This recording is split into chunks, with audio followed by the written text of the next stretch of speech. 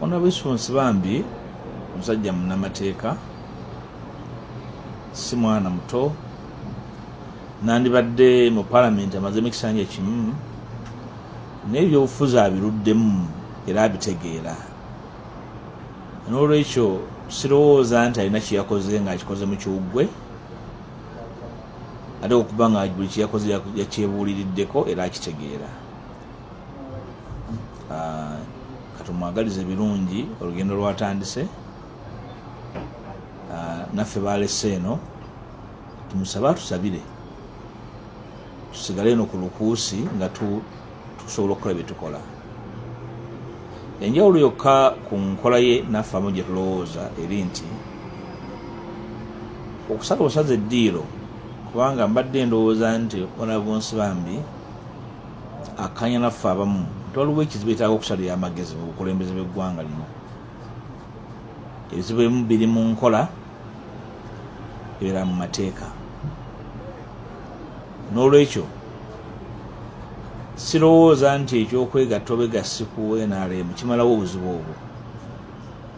Kisobola okuba nga kimalawo obuzibu obw'obuntu n'obw'omuntu omu, naye tikisobola kumalawo bizibu bye twogerako nga abaagala enkyukakyuka. Era gye yatandikira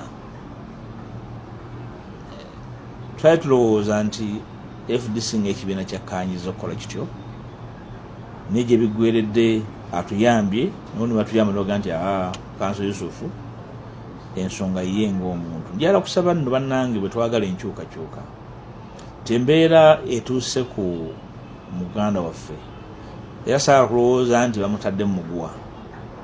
Ensonga ezimu zaayogerako naffe tuzaagala, ng'okutabagana nga bannayuganda, ng'okulekeraawo okutwala abantu mu makomera olw'obutakkaanya mu byobufuzi n'embeera eyefuga bbi. Ffenna tubyagala, naye waliwo ekisooka.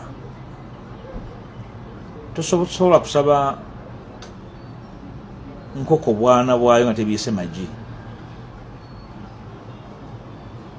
Abantu bayogerako abali mu makomera, mubadde wano mu Parliament. Bwe nayira opposition ndooza nalwana nnyo okujja abantu abangi mu makomera, era bangi baateebwa, abalala baasulibwanga ku kkubo, abalala twabagirangayo mu kkooti. Ekyo kigaanya okwongerayo abalala mu makomera. Kiba kitegeeza nti ekizibu tekiggwangawo, ekizibu kya byabufuzi. Nze ne bannange mu DF tulowooza nti emboozi y'ebyobufuzi erina okulinnyisibwa okusinga okutambulira mu kwegaana n'okugamba oba baganya okuwuliriza kamba egatteko. Sirowooza nti kyo kinamalawo ekizibu ky'ebyobufuzi mu ggwanga, okuggyako buli omu okuwuliriza munne ne bannaffe abeekomeza obuyinza okugula amatu bawulire ti embeera embi bw'ejja mu ggwanga buli muntu esobola okumunyiga nabyo esobola okubanyiga, neerabya n'okwerabira nti waliwo ababeegaseeko. So Kanso Yusufu tumwagaliza obulamu obulungi, kasa tunasisinkananga ng'abantu bw'anaaba alina byasobodde okukyusa, eggwanga lirimwebaza.